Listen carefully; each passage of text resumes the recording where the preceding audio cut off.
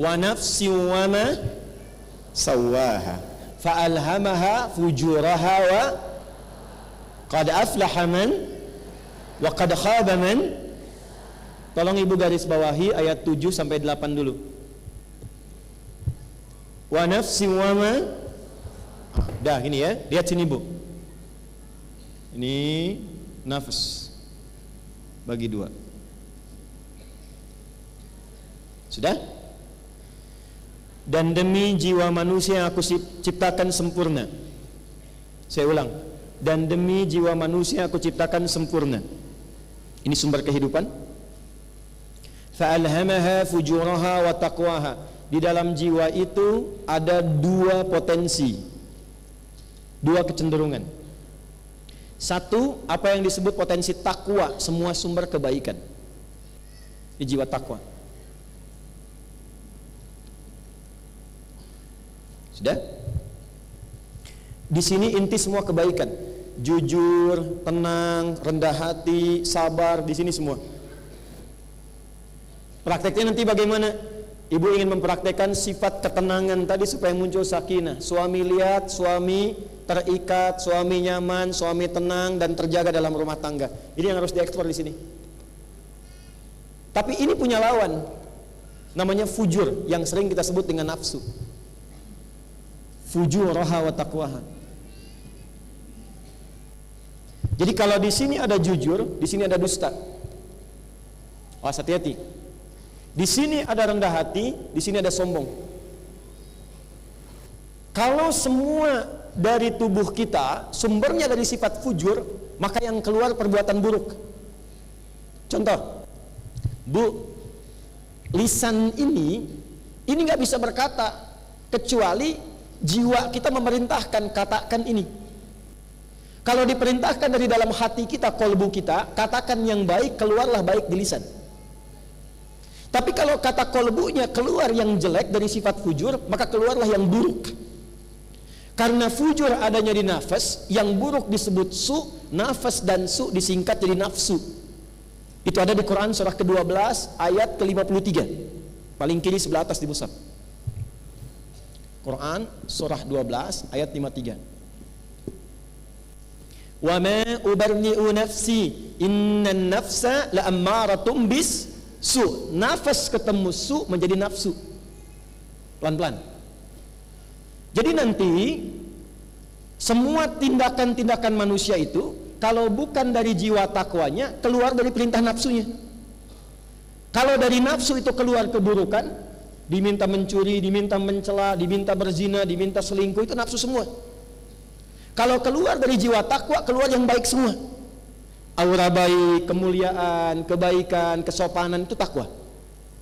Nah, ketika perempuan dengan fitrahnya diperintahkan oleh Allah, nih kamu indah, kenakan jilbab, kenakan seperti ini, lakukan begini, itu untuk menjaga kemuliaannya sekaligus mengaktifkan jiwa takwa dalam pasangannya.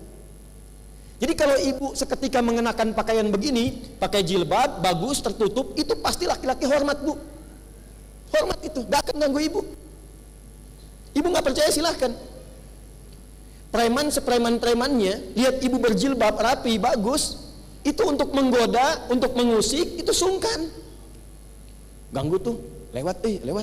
Ulah, bunga, gede dosanya. Ganggu tuh, gak mau dosanya gede katanya. Itu minimal ada kesan di hatinya, aktif jiwa takwanya. Sepreman-premannya, kalau ibu menjaga hukum Allah, ibu terjaga. Tapi sebaliknya, ketika ada perempuan berusaha membuka bagian yang seharusnya dia tutup, yang sudah Allah jaga, maka yang aktif di lawan jenisnya itu nafsunya. Itulah sebabnya kenapa perempuan itu dijaga dari auratnya, supaya apa? Satu, tidak terganggu dan terlukai dirinya. Yang kedua, tidak terpancing keadaan nafsu dari dalam pasangannya, sehingga dengan munculnya nafsu itu bisa mengganggu kehormatan dirinya. Itu poinnya. Jadi kalimat ini nggak benar kalau ada aktivis ya, feminis macam-macam mengatakan yang penting pakai pakaian terhormat, itu mah laki-laki aja yang nafsunya begitu. Nah, nafsunya itu muncul karena perilaku Anda. Itu poinnya. Ya, itulah sebabnya kenapa Allah tutup supaya kehormatan ibu terjaga, yang lain tidak terganggu. Jelas gak? Ini kisah nyata di Amerika. Satu kali seorang perempuan berjilbab, ini kisah nyata, sedang lewat bu malam-malam. Allahu Akbar, ketika lewat ternyata ada beberapa preman sedang nongkrong. Dan preman itu dari karakteristik wajahnya sudah tercurigai suka berbuat sesuatu yang kurang baik. Apa yang dia lakukan? Saya ajarkan satu doa ya bu ya. Ibu kalau ada anak perempuan atau ibu sedang berjalan ke satu tempat sedang tidak merasa nyaman, ibu boleh bacakan doa ini. Bismillahilladzi Bismillahilladzi la yadurru ma'asmihi syai'un fil ardi wala fis sama' wa huwas sami'ul basir. Itu kalau mahasiswi, adik-adik atau ibu atau anak gadisnya atau ibu sedang jalan terus lewat tempat yang gak enak, ada orang nongtong-nongtong diduga gak enak, bacakan doa itu. Singkatnya gini, perempuan itu lewat, ini kisah nyata, ternyata gak ada satupun berani yang ganggu. Tapi besoknya muncul di berita terjadi, mohon maaf, pelecehan seksual di tempat persis perempuan itu lewat. Dan waktunya itu selang gak berapa lama dari perempuan itu lewat. Taunya di televisi. Di perempuan ini begitu lewat, begitu lihat TV besoknya, dia melihat, oh ini kan tempat saya malam lewat tadi. Terus waktunya gak berjauhan, begitu beliau telah lewat tadi, setelah sekian ya waktu, itu terjadi peristiwa itu. Maka secara singkat pelakunya itu karena terduga, terlihat kan, lewat CCTV, ada beberapa keadaan, ditangkap tapi untuk memastikan harus ada saksi. Maka datanglah perempuan berhijab ini ke kantor kepolisian, mengkonfirmasi.